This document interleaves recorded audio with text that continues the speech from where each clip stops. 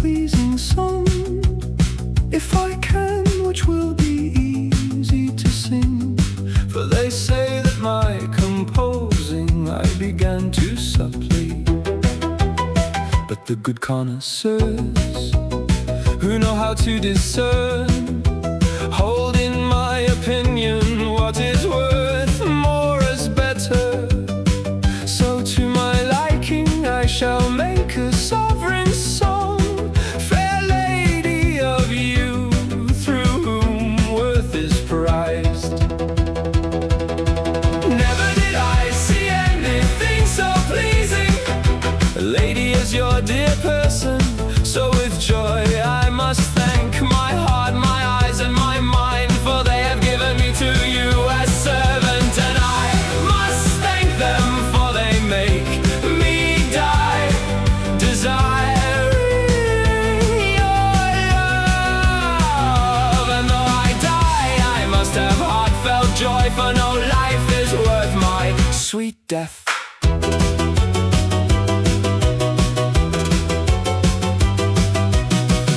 And the pleasing laughter that make their way inside my heart, I can never gaze upon enough, for I always have greater desire. The more I gaze upon your color, a joy mixed with desire makes me rejoice when I see the new freshness, and the fair sight lightens for me the grievous ill that I feel, lady, with whom joyfulness avails me nothing.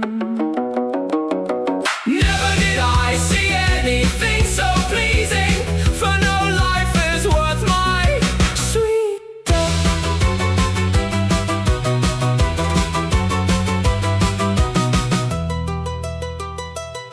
If you deign to be so pleasing to me that I dare to cry to you for mercy, from joy I would come to weeping from it, so much would my heart be rejoicing in it. And since you would give me lightness from it, you should allow me that I might dare to tell you and show you my grievous sorrow. For a lady should toward a loyal servant well allow that from which she loses no worth.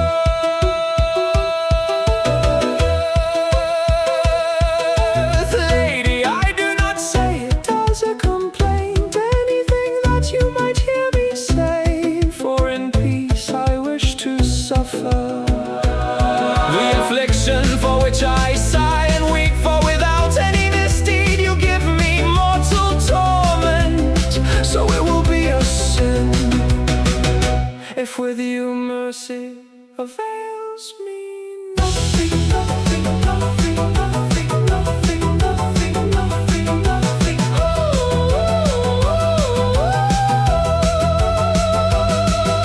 Whoever may praise the best one, she knows how to serve you nobly and cannot fail in it, so long as she praises the noblest, noblest, noblest, noblest, noblest, noblest, noblest. I say it of you, lady, so may God save me, for you are the noblest, and no one equals you.